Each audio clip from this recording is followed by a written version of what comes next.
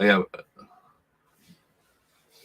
And good evening, everybody, and welcome along to another action-packed episode of Team Tops. It's Monday, it's a little bit after 9 o'clock, and we are live as always. Twitch.tv/TM Tops. We're live on Facebook.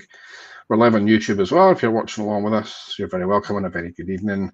As always, my name is Graham, joined by Jason. Jason, how are we doing?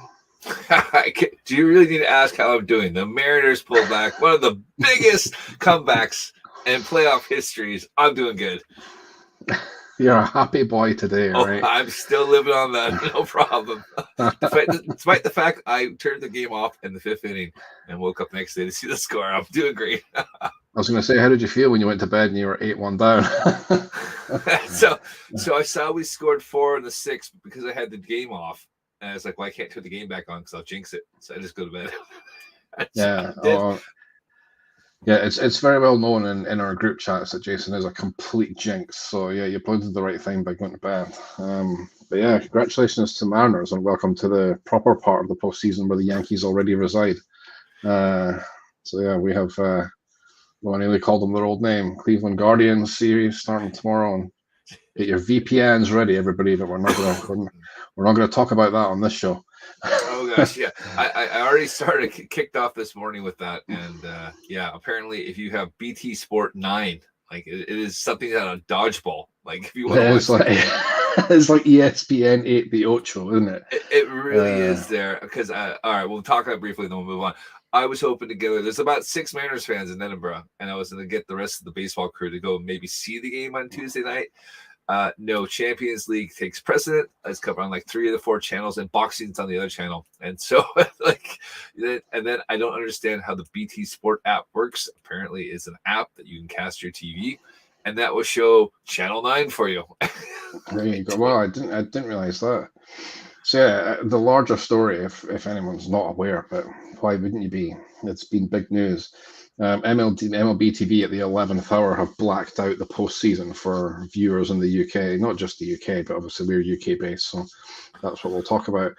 And did a pretty terrible job of communicating it, and the community is quite rightly very disgruntled, having paid their subscription for the year. And of course, at the start of the year, it was, as it's been every year up until now, we would have got the postseason and the World Series included on MLB TV, and then it's the 11th hour they've changed it. It's now blacked out.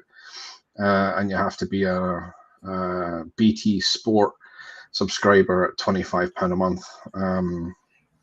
So you can do it, it's like I say, standalone through the app. Or if you have a satellite television, you can do it through your satellite television box and stuff. But yeah, it's a series starting Tuesday. This is the first time in, well, that I can remember that we've had day games as well during the postseason. It's always traditional. Well, it's always usually, the super late midnight start, so there won't be any kind of clash. And of course, this year for the first time, we've got 2 day games on Tuesday. And as you quite rightly pointed out, Tuesday nights and Wednesday nights is Champions League football. And yeah, that's going to take the PT Sport are going to give that precedence. So yeah, baseball fans in the UK and the continent as well, I suppose, are quite rightly up in arms about the current situation of baseball coverage on the telly. But there you go. Get your VPNs out, everybody. I wouldn't mind. I mean, BT Sports owns the right. Fair enough. Okay, you own the rights. But show the damn game. Just show the damn game. It's like because we can't watch it anywhere else, and I'm not going to pay £25 to watch it on the Ocho. It's just not going to work. No, it's wild. It's totally wild. The MLB sort of caved a little bit to fan pressure and gave us the wild card games for free. Not free, but put it on, but not outside of the blackout. Put it on the MLB TV app, so we could at least watch those. But yeah, like I say, I mean, I watched an Australian feed of one of the games the other night. The day that the Rays and whoever they were playing, Cleveland, went to like 18 innings or whatever, 16 innings. So I watched the end of that. Of course, we missed like the top first 3 innings of the Jays game. And that was people were complaining the same on BT Sport. So, all right, so there's obviously an international feed, like a single international feed, and that's what is going to be carried throughout the postseason. So, yeah, it is what it is. People are upset, quite rightly. One great thing about MLB TV is it's never had blackouts up until now. Until now. Other than the All-Star game, like All-Star game has been blacked out a couple of times, but yeah, this is the first time. But all the other major sports have it. It's just unfortunate it's finally made its way to baseball. It just seemed. I mean, it's a money grab for MLB. I get that there, but it's just being managed wrong. And like I said, Yeah, look, okay, absolutely, yeah. There's a game. It starts at 9:00. This other game has gone extra. People might want to watch the other game. Hey, put it on another channel. That's real easy, you know. Yeah, but then if the license is just for one international feed that's coming out from like a broom cupboard in ESPN studios in Bristol, Connecticut, then all the providers are screwed. They can only show what they're given. You know what I mean? So yeah, it's unfortunate. And yeah, like I say, if we finally get day games on the clash with Champions League football. So yeah, and you need to go watch it on BT Sport, the Ocho. I was looking forward to going to a pub and getting some people together, you know, because everyone outside of Texas is a Mariners fan right now. So you know, I got a lot of people backing me. So yeah, you're gonna ride this wave, right? I am. So but yeah, I guess that's it. So maybe Thursday. I don't know. I haven't looked at Thursday. I was pissed off about tomorrow night, and then maybe Saturday. Who knows? So yeah, I'm kind of mad about the whole thing now, just with the way it's gone down over the last few days. So yeah, I guess I'll just catch highlights or something. It's fine. The days of me staying up until 3-4 o'clock in the morning to watch the World Series and then ghosting through work on 2 hours of sleep, they're rather behind me, and I'm too old now. I can't pull that shit off anymore. Well, your games start at midnight anyway, so it's not going to happen. Yeah, Yankees, man, we're prime time. Come on, none of this 107 on a Tuesday bullshit for us. What? No, because the first games are Atlanta, Philly, and then us, and then you guys are the next one. Because you guys are taking the Guardians on, and I was telling our mutual friend Brett that the game was on at like midnight. Yeah, I'm pretty sure it is. Yeah. That's what I'm saying. That like we're prime time. We're like US prime time, not UK. US. I was like, we're on prime time. Mariners prime time over here. Oh well. Good luck to the Mariners. I'd like to see them go far. Let's see how it plays out. Excuse me. Anyway, moving on from the debacle that is the ability to watch baseball in the UK anymore. So over the weekend, we've also been off for a couple of weeks. We were off last week, back this week. So over the weekend, there was one of the larger industry events happened down in Las Vegas, hence our show title this week, Viva Las Vegas. I like that, Jason. Well played. The Industry Summit, which is a Beckett kind of led affair, happened in Vegas over the weekend. We've spoken about it a while ago on the show, I guess. So it started out very much as a bit like an industry trade show where dealers would go and talk to other dealers, and talks would be there and whatever else. So it's a business to business conference, and that's all it really was. And then a card show has sprung up alongside it. I think the first time they did a card show with it was maybe 2019. I think pre-COVID they had a very small one, and then that's kind of blossomed. And then this year they did a 3-day card show from September the 30th to October the 1st. And then the Industry Summit conference itself was on October the 2nd to October the 5th, so just over the last sort of week or so. And they like to talk a lot of business. They go out and play golf. They do other things. But they like to hand out awards and things as well. And Jason has all the details for us. I do. So they didn't post a whole lot of stuff, although it looked like a lot of people had fun. Obviously, if you're a dealer and you're looking to expand your business, this is probably the ideal summit to go to and learn a lot from the people that have been doing it for years. But I thought it was really interesting. We've got the awards here. I'm going to try to do this without. I was using both laptops this time, so we're definitely multitasking now. Oh my god! We're going high tech here. Although we decided to go back with my old laptop because it had that weird buzzing noise that happened 2 weeks ago. That was terrible. That was awful. Yeah, we'll need to troubleshoot that sometime. So yes, we've gone old school again here. But yeah, so they have awards. There's about 25 awards. We'll go through them there. I'm curious at what your thoughts are. So we'll kind of gloss over the sports we don't cover. But the best basketball product, 2021 Panini National Treasures, baseball. Baseball product. Sorry, that was baseball. 2021 National Treasures Baseball was the top product. Did you buy any? What? They gave best baseball product to an unlicensed product. Yep. Panini National Treasures. What? National. That's insane. National Treasures is like 10 grand for 2 cards or some crap, right? Let's look it up real quick. So it's like super, super, super high end. It is really nice. Don't get me wrong. It's a good looking thing. If you're dropping 10 grand on 2 cards, you want to see the team logo. Yeah, that seems wild to me. That I'm just finding it. Oh, dang it! I've clicked the wrong link. That's right. Yeah, that seems kind of crazy. They would give that to give product of the year to an unlicensed product. Like I said, maybe Panini employees were forced to stuff the ballots. I believe it was an open vote, so you could put it. I mean, I voted for us as podcast of the year many times. I noticed we didn't win. I was thinking unless you put news for me. So there's that. All right, best. All right, okay, go for it. So a 4-box case is like $3,500 now. So the price has come down a bit. So it's still like $1,000. Maybe a bit more. But $1,000 for a box. Blah blah blah blah blah. 4 boxes per case, 1 pack per box. Yeah, 8 cards. So 8 cards in a box. There you go, for $1,000. And that's product of the year. Yep. Unlicensed. There you go. Not on board. Oh, I've seen Topps Archives checklist is coming out there. Okay. Interesting. I'm getting confused with Heritage. I'm hoping it comes out on Bunt soon, but we'll talk about that later. Best basketball product, Panini Prism Basketball. I don't know anything about that. Yeah, that doesn't really surprise me. Prism's always Prism and Mosaic, I'd say, were the 2 hot products from Panini. But Mosaic more in NFL. So if I had to guess the NFL one, I'd say it was Mosaic NFL.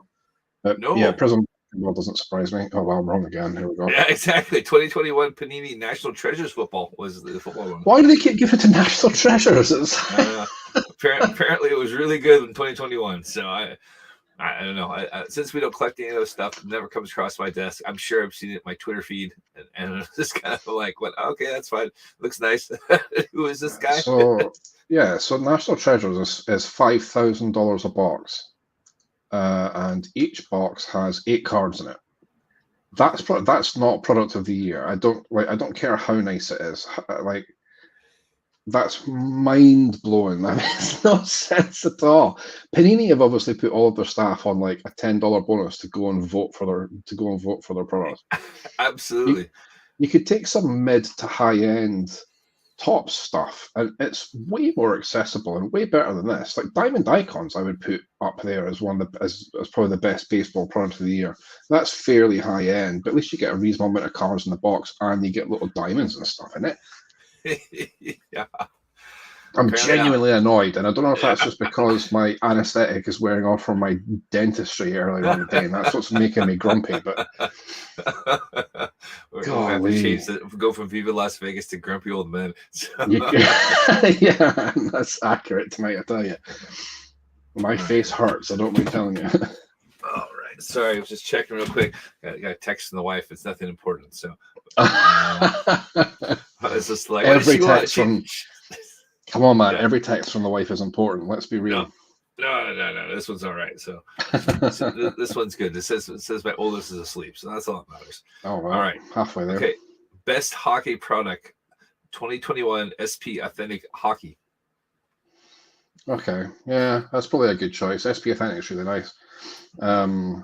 I know it more from golf than I do from hockey, so that shows you how much attention I pay to hockey. But SP Authentic golf cards are really good. Well, funny enough, they did win for golf. They did win for golf. They did win for golf. We skipped. They did win for golf. Yeah. They did win for us. All right, best collegiate product, 2021 Panini National Treasures. I've already moaned about it twice, so I'm not going to moan about it again. All right, so this is interesting. I'm going to see if you can guess this one. Best non-sports product. Best non-sports product. I would say, but okay, so this is all 2021 stuff, right? Yep. So so it'd be a Star Wars one, is it? It's a Star Wars one. The 2021 top Star Wars Galaxy Chrome Black. Chrome. Galaxy I went Chrome Black. I was overthinking it. Yeah, that's sensible. Topps Chrome is always very popular. If it had been 2022, I would have gone with the top Star Wars Sapphire because everyone loves Sapphire. But Ooh, yeah, I don't think nice. I don't think they did a Sapphire release in 21. So yeah, Chrome makes sense. Good product. Okay, we did golf. Best soccer product, 2021 Panini Obsidian Soccer. Yeah, Obsidian's really cool, actually. It's a really nice looking set. I've seen a few people, a few UK card groups here, and every time I see Obsidian cards coming up, they do look pretty cool. Some real nice autograph cards come out of that product. It's sort of medium to high end. It's not like National Treasures money either, but it's more than your regular hobby box. So but it wasn't Ben Baller's Chrome. No, or I tell you that or any. I'm surprised. Well, I'm not really surprised that Steve Aoki's product didn't win, but I thought maybe it would get a special mention. Like the Aoki football is really good as well. So he did baseball a couple of years ago, but I loved his baseball set. I'm still missing one of the sets there. He wasn't out there, but DJ Ski was. So remember, they have the coffee shop in LA, Coffee and Cards. So if you're ever out that way, you should definitely check it out. It is a joint venture between Aoki and DJ Ski. I know Gregory Stiff's painted there, so if I ever make it back to LA, I will definitely be heading in. Yeah. Best MMA product, 2021. Yeah, Panini Prism UFC. Oh, MMA. I thought it said anime. No, anime. No, MMA. Yeah. MMA. Yeah, again, Panini Prism, so not too surprising there. All right, this one you might have a good guess for. Best racing product. Racing? Oh, God. Can't be that many. So it'll be Panini again because they have the license. Donruss? Oh. No, it'd be something high end. Why would I pick something accessible? It'd be something exactly. That was my thought. Oh, don't tell me it's National Treasures. It's not National Treasures. 2021 Topps Chrome Sapphire F1. Oh, of course, yeah, of course. I'm thinking NASCAR. I'm not thinking F1. Yeah. I thought you'd have this one down with F1. Yeah, I was away. I was pure thinking NASCAR. I wasn't even thinking F1. Yeah, I mean, anything F1's on fire right now. We've already mentioned that everyone loves Sapphire, so why would it be? No surprise there, I suppose. Okay, best wrestling product. That could be either Topps or Panini, because I don't quite understand the licensing model for WWE, but exactly. I don't know. Shows how much we know about other sports cards. Yeah, yeah, they have some. Like they both seem to have licensed WWE stuff. So I'm confused by it. Okay, well, we'll 2021 Topps Chrome WWE. So, just Topps Chrome again. See, that's an accessible one at least. But you have like two options. It sound like how many wrestling cards are really out there? Flip a coin. Go, all right. Which one am I picking this time? All right. Right, one of our favorite products, best multi-sport product. Multi-sport. Oh God, no. Oh, Ginter. It is, yes. Yay! You got one right. Look at me. Yep. 2021 Thompson, Allen, and Ginter. So yeah, I thought that was one there. So this one threw me a bit, but it's become very popular. But best non-traditional release. I'll give you a non-traditional release. Okay. So does this mean like on-demand stuff? On-demand, Project 70, could be any of those things there. It's non-traditional release. Okay. So it's Project 70 then, because that's the example you gave. Nope. Is it? Oh shit. No. I thought you were trying to lead the witness a little bit. No. I purposely threw it in there so you would. No, it'd be Topps Law and Taylor wouldn't qualify, right? No, maybe next year that would be. That'll be next year, yeah. Go on. All right, Topps Now. Oh, just in general, okay. Just in general, yeah. Like I said, that was a weird one because Topps Now has really kind of taken off in the last year and a half, 2 years. So, I mean, it's not nearly. It's far more popular than it was when I first kind of got back in 2019, 2018. Yeah, that's true. It still holds it holds a strange place in the collecting community tops now. Like those who are into it are deeply passionate about it and will talk at great length about how great it is. But the wider market just doesn't value it. But No, it's all about collecting it. It's not about value all the time, right? Absolutely, and I agree with you on that one. Like, I've started collecting the Mariners cards on top now on the bunt because obviously I love the bunt, and but you know it does have historical moments there, and it's one of the chances to own a card from that moment. So I think from that perspective, it's fantastic. You know, as much as Chris Bates moaned about his card number 61 and 62 for bunt, it's still a historical moment. So you know, it's kind of cool to have a card from that. Yeah, the card that Topps released when Judge hit his 61st. So him and Maris. Oh, my mind's gone blank. Roger Maris. Maris, thank you. Yeah, like the two of them on the one card when he hit his 61st was super cool. It was a super cool card. I wish I picked that up actually. But yeah, so they do cool stuff. We've spoken a little bit on previous shows about Topps now, and you know we have the funny stuff like the position players pitching and whatever else, and they've kind of leaned into it, and Topps now has become a bit more, I don't want to say accessible, but a bit more mainstream, I think is maybe the right way of putting it. Yeah, I think collectors kind of got tired of spending $20 on a Ben Pollard card or Blake Jameson card. Yeah. Leaned into the Topps now because they're a little more fun. Well, listen, when even flagship hobby boxes can't be had for less than $125 or whatever, then if you just want to pick up a few nice cards, Topps now is the way to go. And there's chase cards in there as well. You can chase parallels and all that, all the good stuff that we liked about Project 2020, and well, not so much Project 70, but it has that chase aspect to it as well. So yep, absolutely. That makes sense. Yep. All right, best trading card game product. Now I'm not gonna even let you guess on this one because you're gonna have no clue. 2021. Pokemon. It is Pokemon. Sword and Shield Evolving Skies. Well, I would have said Swords and Shields. I didn't realize there was another subgenre after that. But right. Oh, yeah. All right. Well, that's better. All right. So this one's an interesting one. So best autographed card. Best autographed card. Yep. I mean, this is truly subjective, isn't it? Yeah, exactly. So I'll give you a hint here. How many cards did Avril Lavigne sign this year? Yeah, exactly. 2021 Immaculate Collection Dual Logo Man autographs. Oh, far out. Basketball then, is it? It's basketball. Luka and Giannis? Close. It was Luka and Larry Bird, 101. Oh. So yeah, so that's a pretty good guess considering I know your basketball skills are off the chart. Yeah. But Jason Williams is still in the league, right? Which one? The guy that shot his driver or the guy that crashed on the motorcycle? Oh no, I didn't know either of those stories. Now I feel bad for bringing it up. No. So there was White Chocolate. That was the guy. White that was Chocolate, yeah. I always thought that nickname. It's so funny that. The other guy, Jason Williams was. He was the guy. He was the guy that crashed in the motorcycle. And there was another. There's one of the guys that was murdered his driver. So I can't remember if that was Jason Williams or not. They're all kind of the same. So has there been a crime and sports podcast about that?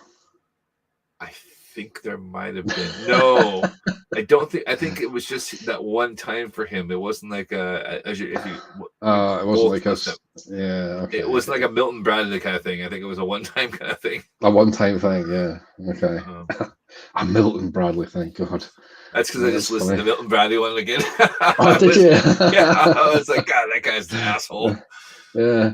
I bought his jersey off of eBay, not realizing why it was only £4. I gave it to my kid to take to after school club to do art in, and I've never seen it since. Probably the best thing you could have done for that. Yeah. Either that or just remove the LEY in there so it says Brad. Brad, yeah. It's Brad. Who the fuck is Brad? I don't know. Not a guy who hits his wife, I can tell you. Nope, not at all. No, all right. Best memorabilia card.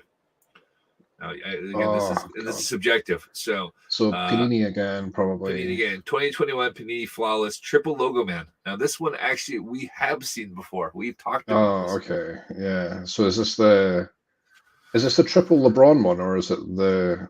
That's the one. Triple LeBron one. Yeah. So that's pretty good there. So that. Yep. So that was carded. Oh wait, no. So that one. I could take umbrage with that. I think there's better patches out there than Logo Man, and that's regardless of sport. If it's NBA or if they've started doing it in baseball cards as well. I like cut up bits of the badges far more than I like a laundry tag or the Logo Man or whatever.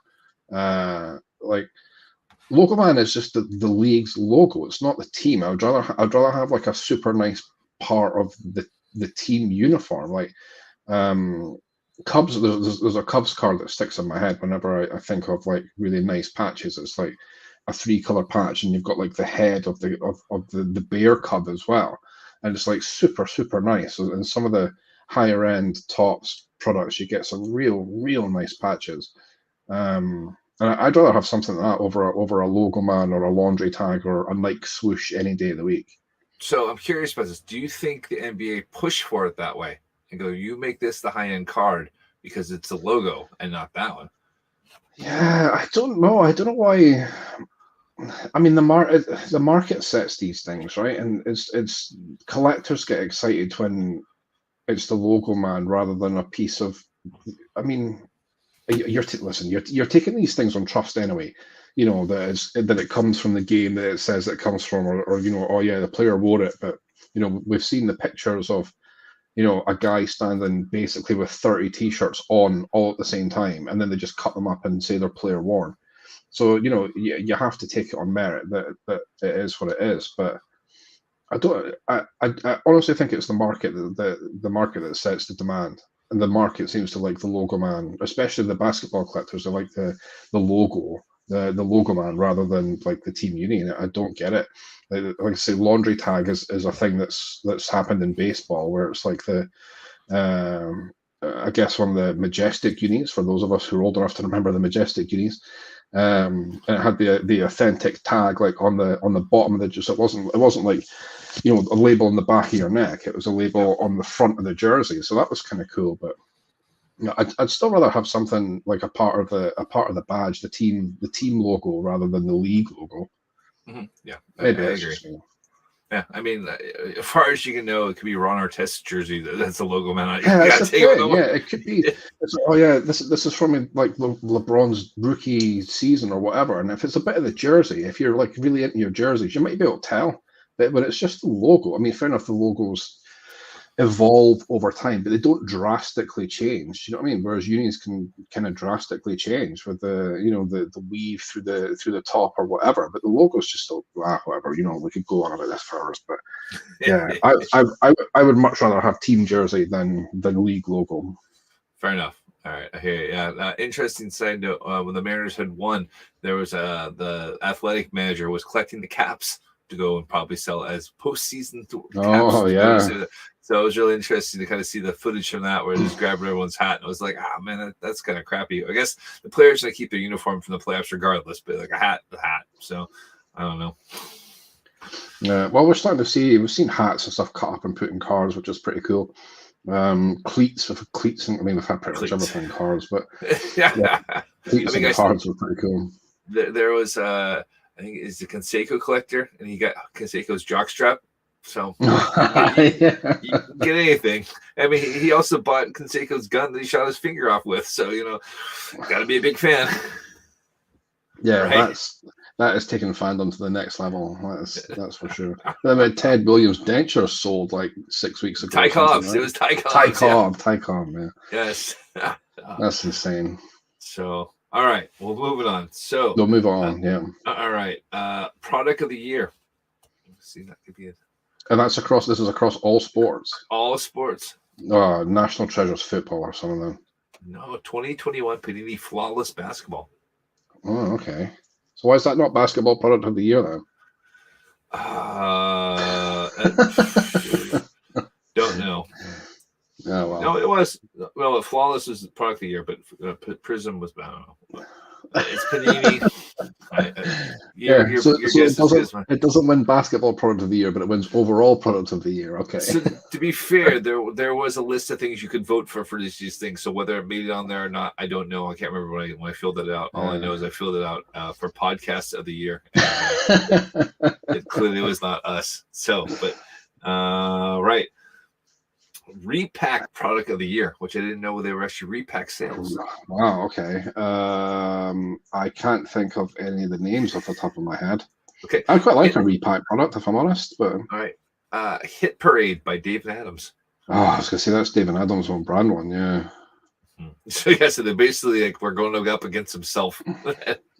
Pretty much, yeah. There's some pretty cool repacks that you can buy from like your local Walmart, your local Target in the States, and you'll get a few random packs in. There's like usually a chase that goes through the set that's incredibly hard to find, but there's some pretty cool stuff. I've seen people pull some pretty nice stuff out of retail repacks. But all right, so this is interesting. Best manufacturer customer service. Upper Deck. Nope. If it's Tops, I'm leaving. It's Tops. Tops I shit you not. I saw this and I'm like, this is not a thing.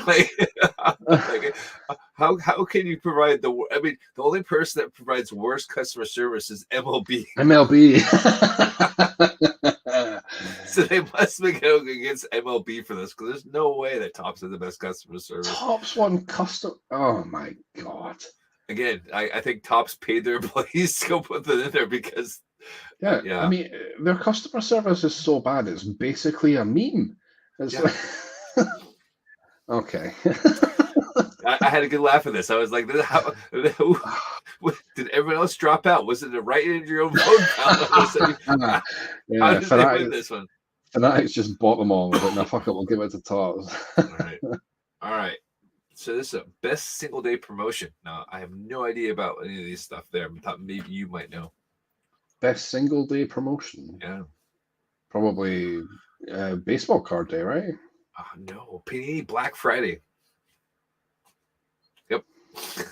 Exactly. So that was my thoughts there. So obviously I would do that. Best ongoing promotion.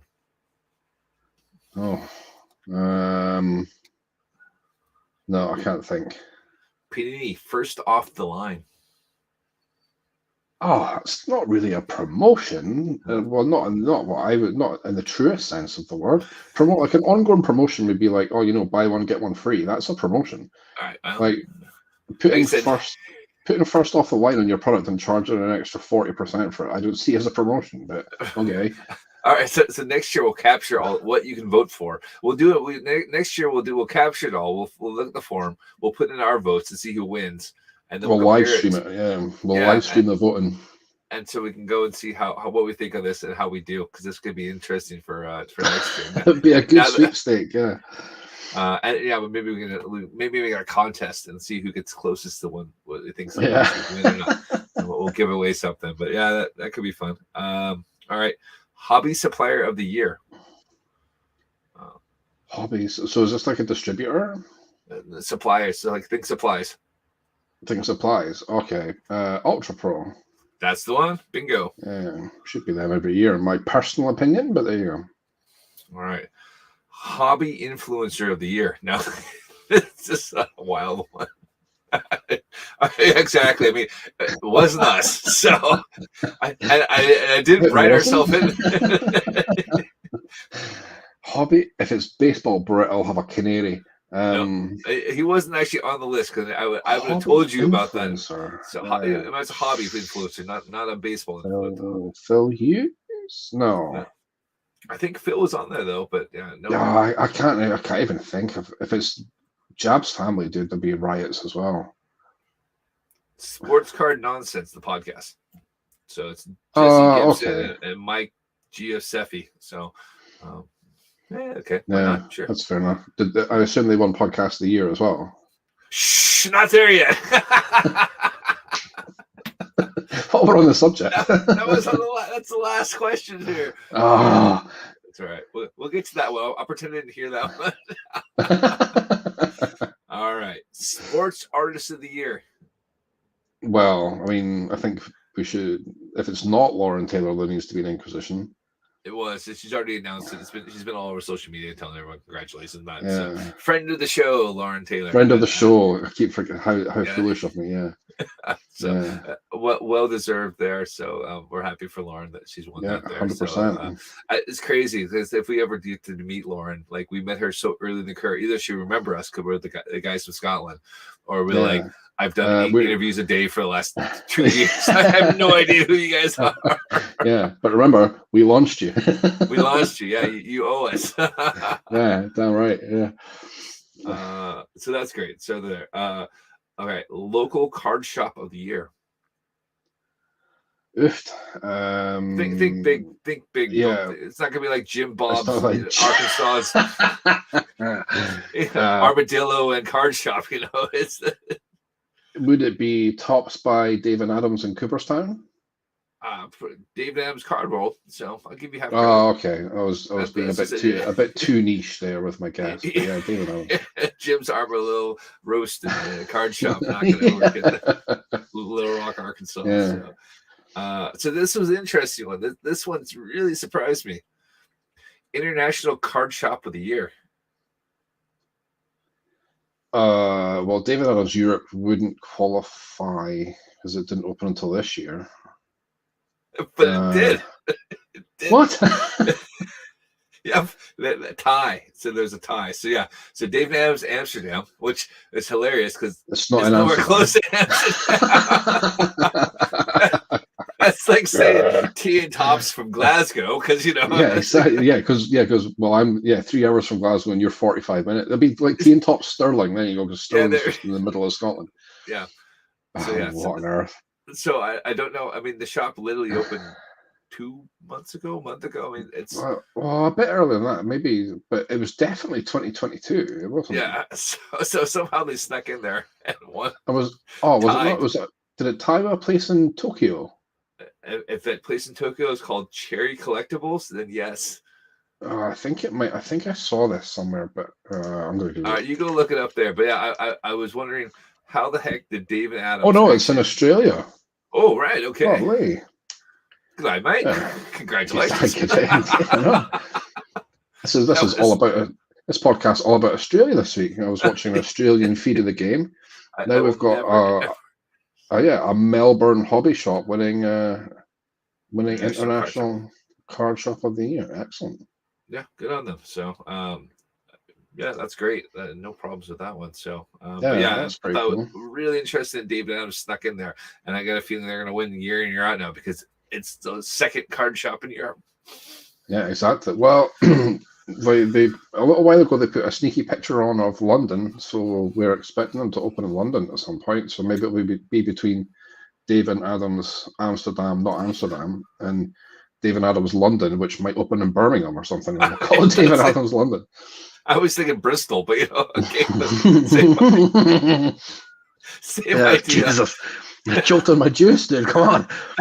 That's like the London card show. It's nowhere near London. Same idea. Oh yeah. Yeah, the London card show. That's closer to flipping France than it is to London. So all right. So yeah. So you're not gonna, the new local card shop of the year is called Roadshow Cards. Never heard of them, but no. Congratulations there. There was no way you can throw a dart and never would have guessed that one. Yeah, I would never have guessed that. You might get this one. I got a feeling you will. Distributor of the year. Distributor of the year. Oh gosh, where will I put my money? Southern Hobby. No. GTS. GST. GST. There you go. I knew you meant. So, but yeah, I can't imagine there's many people there. So it's like, all right, flip the coin. Which one do I want? Yeah, there's like 3 big ones, but yeah, of course that could be something that could be a dying part of the industry if Fanatics have their way. So let's see how that progresses over the coming years. Might as well jump in there now and enjoy it while you can. Yeah, Like, exactly. if you ever want to retire to Mexico, then now's the time. Yeah, exactly. Yeah. All right. So this one, I've never heard of these guys before. Breaker of the Year. I've never heard of these guys before, so it's not Real Breaks then, and they've won Nope. it the last 3 years. Mm-hmm. Is it Filth Bomb? Nope. Okay, I'm kind of. Oh, I think I might know who it is. Not Backyard Breaks. I'll tell you what, that's up there with Topps customer service if they get Breaker of the Year. Shoot the name and I'll instinct if I know it or not. Hitman Sports Breaks. No, I don't know them. I was thinking it was maybe the company that do eBay breaks, and they break like, I think their smallest breaks are like 10 cases and stuff like that. All right, well. Actually, that's kind of funny. I don't remember. Usually, Real Breaks are like, they big push through their group to go and vote for them for Breaker of the Year and stuff. I don't actually remember seeing that in any of their posts this year. Maybe they weren't up for it this year, but they had won it in like 19, 20, and 21. Well, there you go. And that Auction House of the Year. It's only a few. Oh, yeah, PWCC probably. No. Or Heritage. No. Oh God. It's not Golden either. It's not. Who is it then? Pristine. Pristine Auctions won it this year. Pristine. Oh, okay. Oh, Pristine Auctions, a Fanatics company. Next. Are they Fanatics? I'm pretty sure they are. Yeah. All Again, right, okay. I'll give that a quick Google as well. Because I just libeled them. Well, it's Beckett's show, but yeah, who knows? I mean, so. I'll keep guessing. Well. All right. So we're down to the last two. So obviously, Hobby Podcast of the Year is Sports Card Nonsense. So I'd rather ruin that one. Sorry. but it's this new category. It says International Hobby Podcast of the Year. Is there really? No, God, no. Oh, you got me all exciting. I wish there was an international, but no, because I think there's very few other people actually. Actually, that's not true. I guess there'd be plenty of talking about football/soccer, and they would probably be doing better than we would, as we tend to only focus on baseball. But yeah, that's the awards. So interesting one. A lot of question marks. How many employees did you pay to fill in the sheets there? But, I mean, my immediate takeaway is that Topps getting customer service this year is an absolute joke. I mean, all Panini or Upper Deck or would need to do is just turn up. Exactly. Wait, all right. Can you guys fill that word? Oh, I can't be bothered. Okay. Leaf, who should have got it? Leaf should have got it because Leaf sued an athlete in the pursuit of great customer service, so they didn't have to put redemptions in their product. So Leaf should have got it because they're quite clearly the most customer-focused company. I think I may have overstated myself in saying that Pristine is part of Fanatics. I'm gonna walk that back immediately and say it's nothing to do with them at all. All right. Well, funny enough, I think it's Brian Gray. It was the CEO of Leaf. He was actually at the industry summit, so he could have actually just shown up and actually got the awards there. But yeah, that dude is so visible. Like he's in some of the Moni Facebook groups, like US based Facebook groups. He just pops up and he's a passionate collector like everybody else. He just also happens to own a company. And yeah, he often comments on stuff when people ask questions about Leaf products, or he gets tagged in a lot of things, and occasionally he'll chip in and with his perspective. Usually when they're talking about wider hobby issues, he'll chip in with his perspective. Seems like quite an interesting guy. He would be a pretty nice interview. I would. That's exactly what I was thinking. Yeah. So we gotta go. So I noticed you've not done any international interviews lately, and maybe exactly. that's the goal when we're done cheering on our teams in the postseason, because obviously we've got a busy week and possibly longer, and after that we can. That's true, yeah, and then it's baseball off season time, so yeah, it's prime opportunity to get some guests on as we move into the off season. So. Yep, absolutely. And then I can try to learn to love hockey as well. So hockey season started now, so I can try to I tell you what, right? So all the moaning about the ability or inability, I should say, to watch baseball in the UK at the moment, it very much reminds me of the constant griping that hockey fans in the UK have, because their stuff's on Premier Sports. So NHL TV, I think, is basically blacked out in its entirety in the UK because Premier Sports carry like 3 games a week. So, like, if you want to hear some people with genuine complaints about how difficult it is to watch their sport, go join an NHL UK fan group and see the issues that they have watching their teams. So we should consider ourselves fortunate with baseball still. Even if it is a big disappointment about the postseason. Luckily, we're enough tech savvy enough to know how to watch things any other way. Yeah, exactly. Yeah. Illegal streamers stick on a VPN. Right. Cool. Awesome. Well, that took up almost show. the entire show, but like we'll do a quick whip round of some news because there have been other things going on as well. But that was a pretty cool recap. Some surprises in there. Like I say, not on board with National Treasures being so venerated, especially in baseball. Like giving product of the year to an unlicensed product is a joke, but never mind. Anyway, all hail $5,000 boxes with 8 cards in them. So some better news for your budget. That was almost turned into a nice segue. Card grading. So something we've spoken about and something we will focus on in an upcoming episode is grading your cards. So we've spoken a little bit about it, and is it not a scam, but is it snake oil? Is it not snake oil? Anyway, there's a bit of a price war going on at the minute between the three of the 4 top grading companies. So PSA have dropped their cheapest submission price down to $18 a card, with the main caveats being this is where it gets technical, right? Card grading is a minefield of upcharges and horseshit. So for your $18, your card has to be worth $109 or less when it's graded.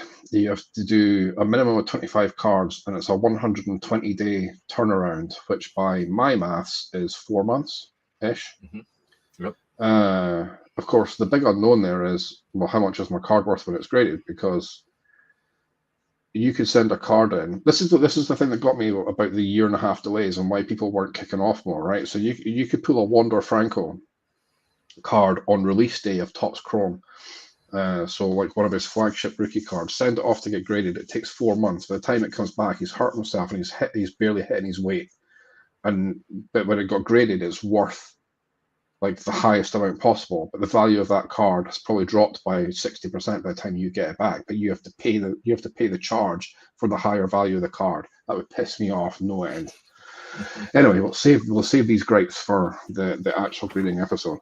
So 18 bucks a card, $199 or less, 25 card minimum, $120 around. SGC responded by dropping their lowest price also down to $18 per card.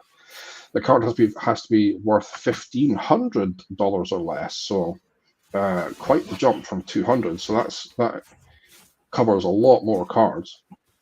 You have to send in 50 cards as a minimum to get your $18, but you get them back in 10 days, not 120 days, 10 days.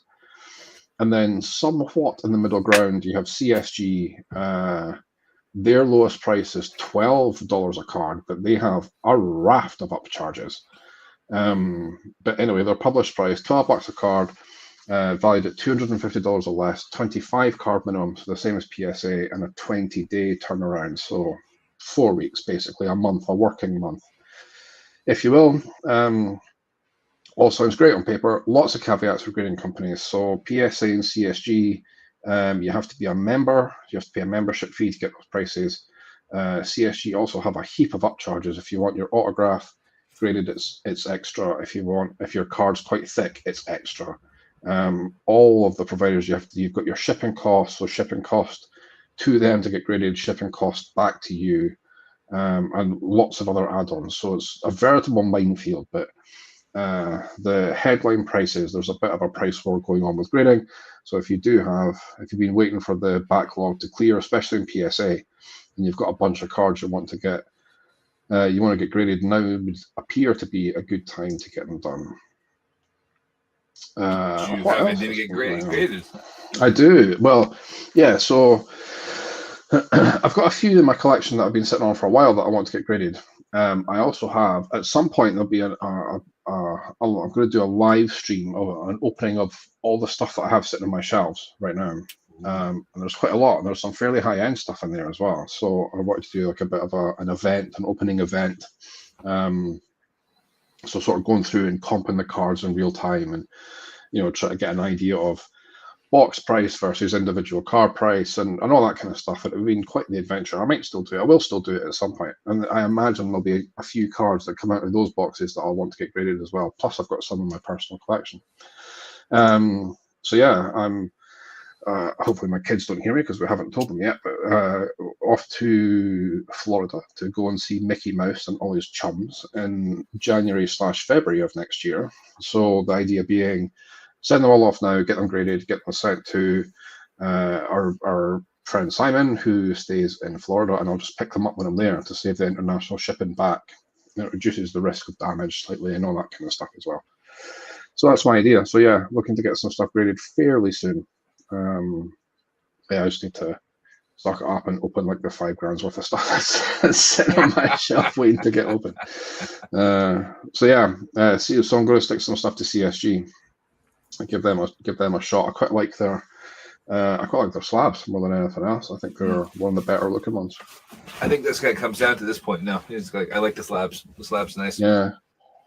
So I mean that's I still have my Ted Williams card. I need to go send out. I just have not got around to it yet. But then we spoke about doing kind of doing an experiment and sending a bunch of cards off to the different graders. So we'll look at that as part of a show thing as well. Part of our bigger strategy that we've worked on all summer, and then implemented slowly in this autumn and winter. That's it. Yeah, we need to drip feed stuff over the winter months once we get into baseball off season. So yeah, moving on from grading. Well, I guess still kind of related to grading. A PSA 9 1955 Topps Roberto Clemente rookie card sold for just a shade over $1 million back on September the 22nd, which we actually missed. We could have covered that in our last show. I just completely missed it. So second highest price ever for a PSA 9 Roberto Clemente. The record is $1.107 million. This one went for $1.05 million. But it's more than double the third highest price, which was just under $500,000.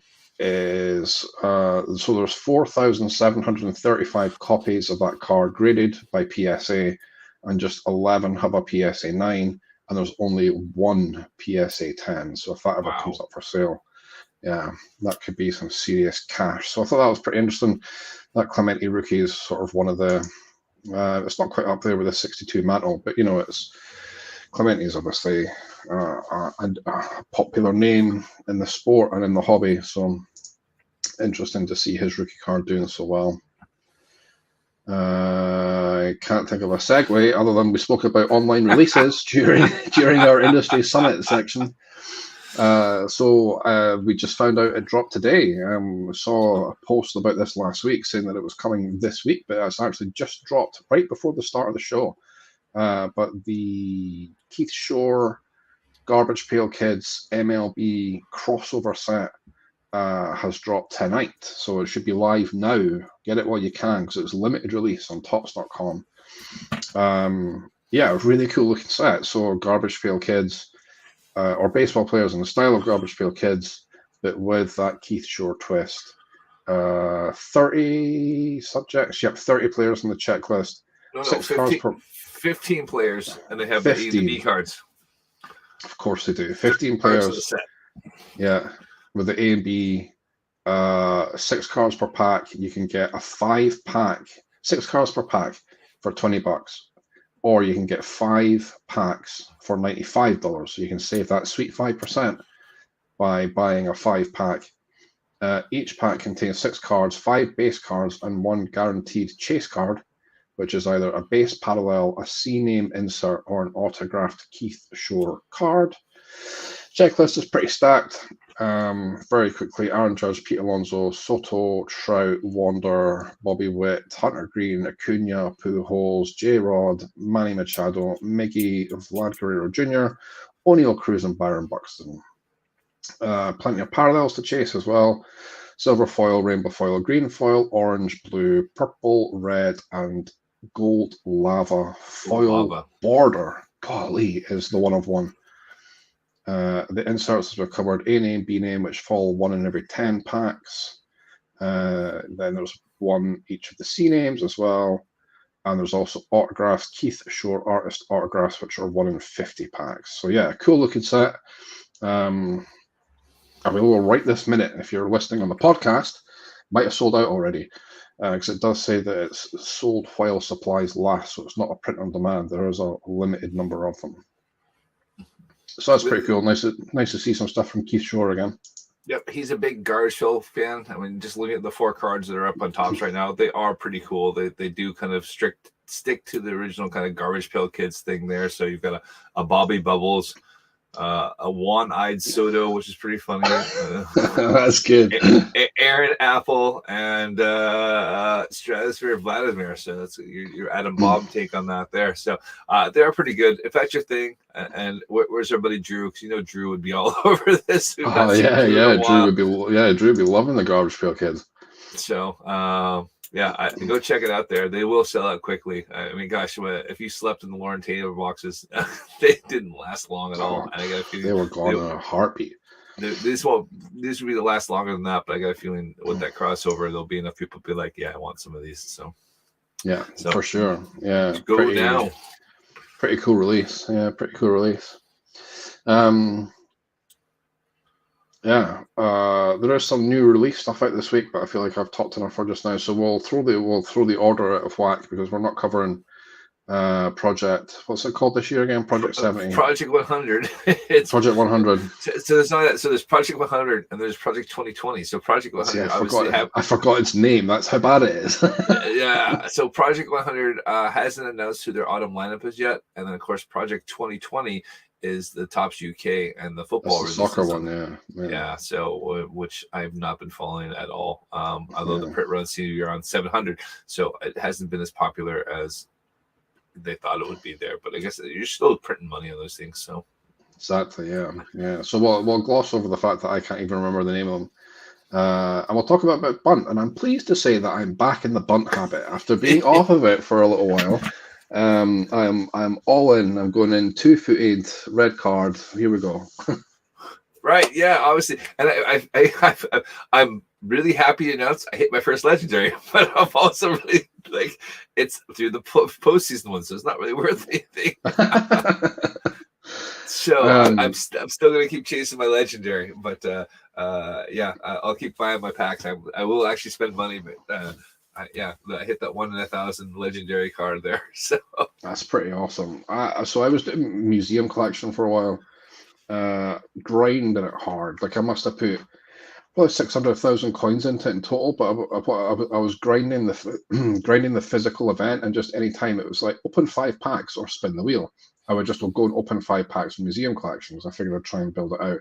So yeah, I must have done 600,000 coins at least, and I've got like 25% of it. So okay, this is futile now. I'm moving on from it. So sort of in a holding pattern. I'd opened a few postseason packs over the weekend. I've not been on it yet today because of a busy morning at work, and I was in the dentist chair for an hour and 20 minutes, which has rather spoilt my mood somewhat for the rest of the day. So yeah, I've not actually gone and put any time into it yet today, but yeah, I've kind of moved on. I've moved on to the postseason set as well. It's a tough one. So museum, it was 1 in 10 to get a rare card there. So I've probably put about 1 million in coins into my set there, and quickly figured out which ones I wanted there. So I decided to go for the gold relic rares and the autograph one. I can't think what the other one there because I hit enough of those. But yeah. I mean, it was a set you actually had to spend money on. You were not going to come anywhere close to that. Of course, I bought my 1 pack to see if I would hit my legendary out of that. Had no such luck. And I even bought it twice, and the second time I didn't even hit a super rare. I only hit rares, so that was pretty bad. That's gross. No, I think with the odds, you're supposed to hit at least one. I hit none. I think it was like a 1 in 3 by the time you put the you bought your diamonds and got your you're there. But yeah, so I had enough in there to do it. I probably put 1 million in coins in there, so I was able to get 2 sets done. There's still another week and a half to finish it because Translucent finishes up on Friday, which has been a kind of a fun set. But I'm looking forward to getting those out of the open packs. I'm tired of seeing the translucent cards I've seen, but I like them, but yeah, with postseason, we've still got another week of museums. So museums another 10 days yet. So you can still get after it. Yep, you can. So if you're an active trader like me, you can probably finish off this set. But if you're just trying to collect, if you just half-ass it like me, I've only put 600,000 coins in. You've done the solid million, yeah. Well, but then I put money into it too, so I'm not going to say that I knew what I was going to doing.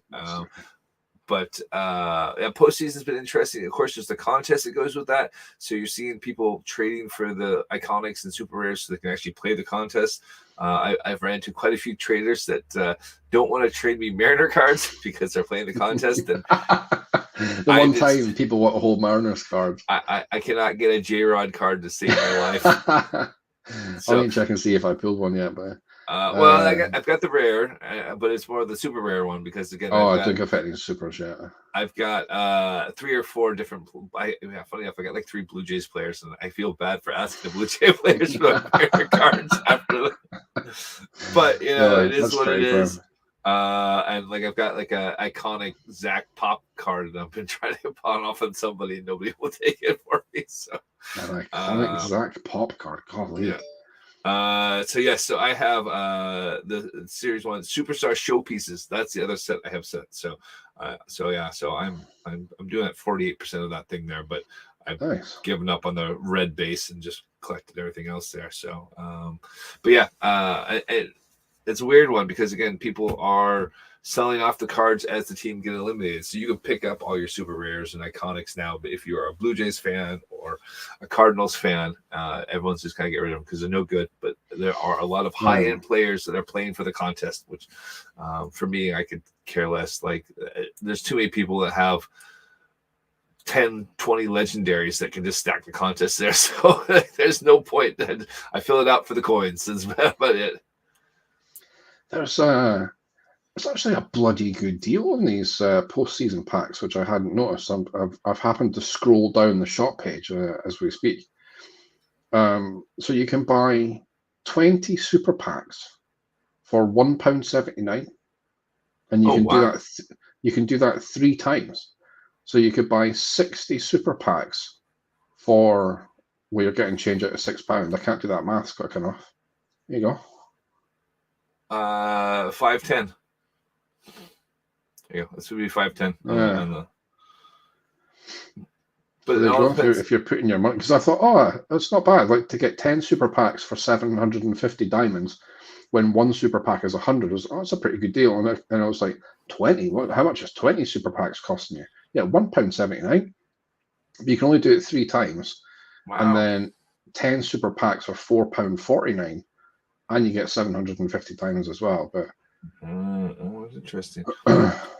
But even no, sorry, that's rubbish. You just get your 750 diamonds for £4.49, which you can then use to buy 10 super packs.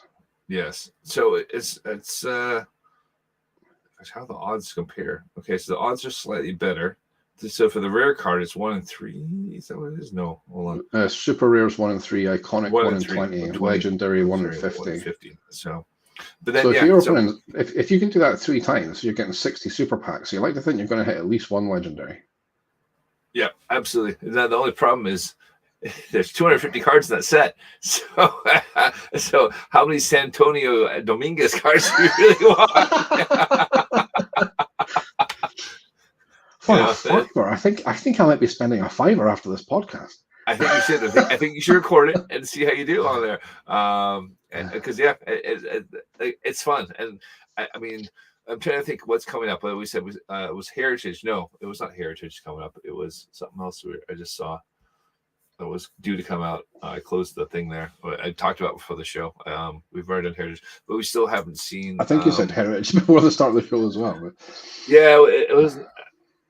I'll figure it out there. But no, but now I'm curious.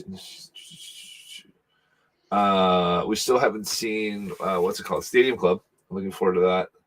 I've not seen Stadium Club. That's true. And let's see, that was the top snow checklist, and it was Archives. Archives just came out. There was a limited out of sets combined Archives. The series 1 of Archives came out. I must have missed that completely. Yeah, it was a quick one. No, it was Flagship. I bought Flagship, but Archives has not come out yet. But Flagship has. So, anyways, it's interesting. So obviously last year was the 70th year of Topps, and so now basically instead of saying it's the 71st year, so over 70 years. Very clever. So well, talking about, go on. Sorry, I was gonna say I'm very curious to see if they're going to celebrate 88 Topps because it's terrible. Yeah. Anyways, well, on the subject of Topps Archives, that leads us beautifully into the final segment of the show, which is this week's releases, because coming out on Wednesday, no less, 2022 Topps Archives Baseball.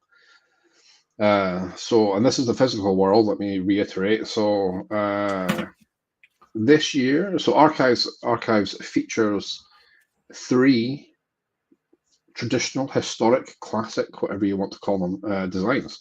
And this year it's 1963, 1978, and 1987. Now, of course, we've seen 1987 in the flagship this year with the inserts, whatever else, but this is a base set now in the 1987 design. Right. The art on the box looks like the 1987 box, and the box looks fantastic. The box looks super cool. So maybe give that a cheeky Google on whichever one of your computers won't die when you type stuff. Yeah, so it looks really cool. It is coming out on Wednesday. 2 on-card autographs per box for $120 a box is pretty good value. Archives historically has had a fairly weak checklist. Now, I'll be honest enough to admit I did the research about 20 minutes before the start of the show when I saw this was coming out. So I haven't actually checked the archive checklist, the autograph checklist to see how strong or otherwise it is. But $120 for on-card, I'm thinking it's mediocre. You also this year get a postcard-sized box topper, which is fairly new. I don't recall Archives having done that previously. So yeah, hobby makeup, so 24 packs, 8 cards in a pack, so 192 total cards in your box for your $120. 300 card base set, and your hobby boxes have an exclusive blue parallel numbered out of 25. And that comes out this Wednesday. Also out this week, but on Friday, Product of the Year manufacturer Panini, which is a joke, but there you go. Panini Chronicles Baseball comes out on Friday. Chronicles is by far my least favorite product I think I've ever seen. I cannot stand Chronicles. Chronicles has 20 different card designs, and it's a selection of Panini's other releases that they bundle together and put into Chronicles. So we mentioned Obsidian. We talked a bit about Obsidian and how nice it is in soccer. So you'll have a couple of Obsidian cards. You'll have a couple of other Topps design cards. You'll have scary-looking, wild-looking inserts. Yeah, 20 different designs. It's not for me. It's too busy. If it's your bag, though, 3 autographs, 1 memorabilia card, only 6 packs of 8 in Chronicles for 48 total cards. Now, for your $130, and yeah, good luck to you. But quite frankly, ew. I'm not a fan of that product at all. And not because it's not Panini hate either. I just don't like it. It's too busy. 30 different set designs is just all over the place there. 20 different designs. 20 yeah. Regardless. Like I can do still 3, bad enough. 4, 5 maybe. Yeah. But yeah, that's well, there's Archives with 3 and then inserts on top, right? But yeah, 20 different designs, that's too much. Huh. Interesting. Oh well, but yeah, Yeah. I funny enough, I've been seeing those 87 tops designs in Bunt. So I like them. Exactly. Yeah. I mean, the cards are cool, but the box, the Archives box, looks really cool this year as well. All right, I'll have to go check that out after the show and see what it looks like. Yeah, right on. Cool. Well, I think we should probably wrap it up here. So, as a thank you all for who've been watching tonight there, and you've got to learn about the industry awards. It's a new one for us as well too. It's one of those things that's on our kind of bucket list to go check out. It looks like a lot of fun. There's like a golf day. No one posted any pictures from the golf day, or at least we didn't get any shared from the golf day. Yeah. It might take a bit of digging on Twitter to try and find, but yeah. So this is I guess with it being a B2B, we looked at the tickets, right? They were expensive, like $800. You know, $800 a ticket. You have to pay to play to go to the industry summit. So, yeah, maybe one year, maybe when the pound is worth a little bit more against your United States currency than it currently is. Exactly. Makes all these things very expensive again. Oh gosh. But it's pretty cool to run down the award winners. It's good to see Lauren getting more recognition. So congratulations again to her. And yeah, well done to Tots for having industry leading customer service. Yeah, I don't know how much you paid them for that, but that's unbelievable. That's unbelievable. Oh God. What a fantastic way to end. Yeah, next year we'll do the online thing. We can vote for it there, and then we'll save it so we know what our answers are. But yeah. We'll try and predict it. So rather than voting, we'll predict. Yeah, we'll see how that goes. That'd be pretty fun. And write in Tea and Tops for your podcast. Write in Tea and Tops, yeah. Podcast of the year, Tea and Tops. We want to double those 2 votes we got this year to 4. Hey, you never know. We might have got 3 or 4. Hey, we're still the Bahamas number one baseball card related podcast, I believe. I'll need to go and check the analytics after this. But we certainly were for a while there. So yeah, that's awesome. Well, what an interesting week. And yeah, cheers for running us through the industry summit. It was a pretty nice change of pace. Some interesting things there for sure. But yeah, this episode, as always, will be available as a podcast from this Wednesday at 9 p.m. UK. And Jason and I will hopefully be back next Monday at 9 p.m. UK live on Twitch at twitch.tv/TeamTops and Facebook and YouTube as well. And you can watch previous episodes of the show on YouTube or on our Facebook page. Give us a thumbs up, give us a 5 stars, do whatever you need to do. Hopefully there's no screaming noise through this week's show. That would be fantastic. You know what you should do? If you're going to give us a review, tell us what your favorite sports card is. That would be awesome. I'd love to hear it. That's a good shout, actually. Yeah. Comment away with that. That would be pretty cool. Yeah, I'm curious to see what everyone's favorite cards are, because we get thousands of reviews. Never. So awesome. Well, Jason, thank you once again. All right, and stay safe out there, and look forward to chatting to you next week. Absolutely, yeah. And take care of yourselves, everybody, and we'll talk to you soon. All right, bye, guys.